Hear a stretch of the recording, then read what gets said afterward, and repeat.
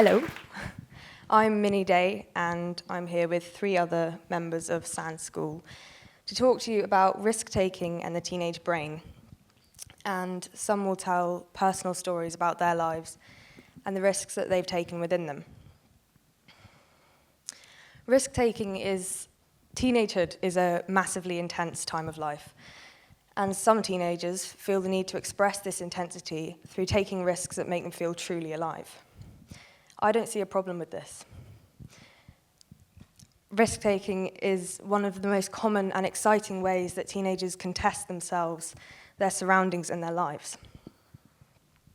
So my question is, why are people so scared of risk? Why is it so demonized? Why is a risk-taker labeled as stupid or attention-seeking? There was a study done in the 1970s by Jean Lilov, and she went to live with the Yaquana tribe in Venezuela. And she observed the way parents of very small children and babies saw risk. And the mothers of these babies, they didn't fight or fear risk, instead they accepted it. So these babies and tiny children would crawl around near fires and massive holes in the ground, but because of their natural instincts to survive and avoid danger, they were never harmed.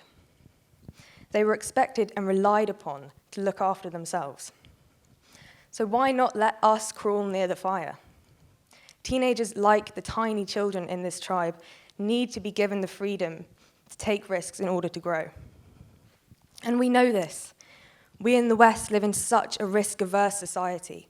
The risks we as young people can take are so limited and controlled that every weekend becomes proof of how much we crave these thrills and challenges.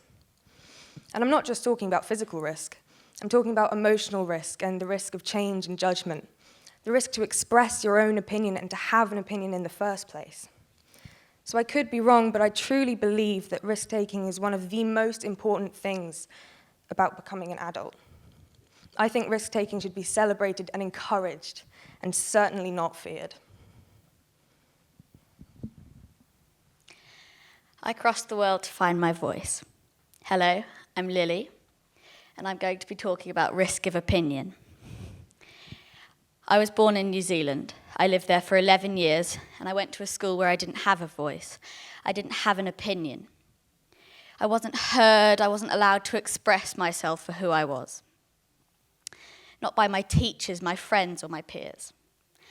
And I was and am a very opinionated person. But my opinions used to come from a place of fear and anger. They used to come from a place of being scared because I wasn't allowed to explore and embrace who I was or my opinion. But now I'm here, Sand School, a truly democratic school where everybody is allowed to have a say and take part. And it's amazing, but it's not always that simple. As we are a school that runs on majority and minority, you won't always say what people want to hear. You won't always have the popular opinion. Have you ever faced conflict, been rejected, been disapproved of? Have you ever just wanted to follow the crowd? Have you ever been disliked for your opinion and what you've said? I know I have. This is a polar bear that I built out of recycled cardboard for a climate change march for the COP21. But people said, you can't do it. It won't make a difference. It won't make a change. My teachers told me I didn't have time. I'd have to miss lessons. My friends told me, why are you doing this instead of hanging out with us after school? But on one of the stormiest days of the year, me and my mum marched up onto the moor. And we were followed by over 200 people. And that says something to me. It says that if I stick by my opinion, whether people don't want to hear it or it's not what they agree with, it shows strength, it takes courage. And we should all say what we feel and run the risk that people won't like it. This was my risk, just like Sean took a risk 30 years ago. Hello, everyone. I am so pleased to be here, but I'm more pleased to be sharing this piece of red carpet with Finn and Lily and Minnie, who I teach. And during the 5 days that we've manically tried to create this conversation about risk-taking, I've discovered that I've been educating with risk-taking in mind all the time. That I realized in these conversations that we've had that teenagers are hardwired for risk-taking, for communication, and for problem solving. And if the world's in the state it is now, shouldn't we celebrate the fact that our teenagers have got the neuroscience to find the solutions to the generational problems we created? Maybe back in the past when the human family was evolving, young teens, young adults came forward and they overcame the challenges of adults saying it's always been done this way. And our guys say, we need to do it a different way. And I just wonder why, if we know that, if we could celebrate it, why are our schools so risk-averse?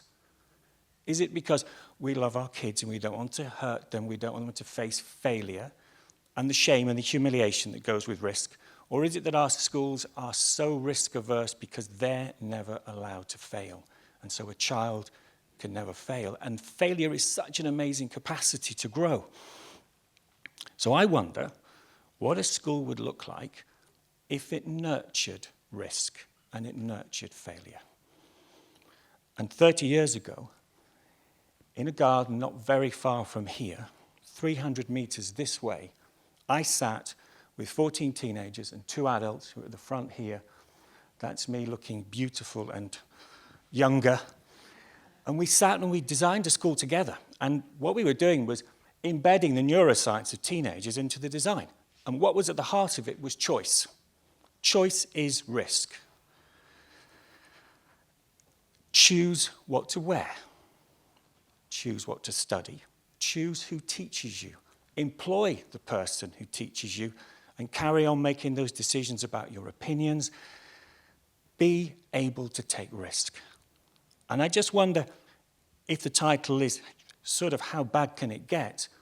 I've seen a young man in a tree read Lord of the Rings in his treehouse all week. He took the risk not to go to class, and I love that risk. And I've seen a young man climb a tree with chairs to turn it into a Christmas tree because he needed to get to the top and say something. But I've also seen a young man walk towards a door and put his hand out to the handle because the risk is to open the door and show interest, to maybe fail, to maybe challenge, maybe to show that you're interested in learning. And that's a risk as well in a world that judge young people, particularly if they say, I'm passionate. So maybe if we embrace the teenage risk taker, what we get is young men and women who sometimes open that door and walk in, and sometimes they stand on the other side, and guess what? Education still takes place. In the trees, in the corridors, on the sofas, where we avoid our biology lesson because we're talking biology away from a teacher. And Finn decided to stay on the other side of the door, and it was a great risk.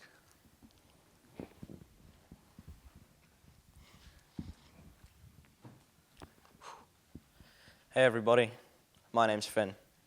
I'm Lily's brother. And I would like to share with you my story about my journey through science school. So, risk in the teenage brain. What is the worst that could happen? Well, for a long time, I thought that that was me. But before I tell you why, I'd like to tell you how I got there. So I moved here from New Zealand just over 3 years ago when I was 13. I actually remember the journey, walking through the airport with my guitar and my violin, excited for my new life on the other side of the planet. And for some reason, we boarded the plane at the front this time. And because of this, we walked down the entire plane, and I can still see it now. First class, business class, into economy where we took our seats.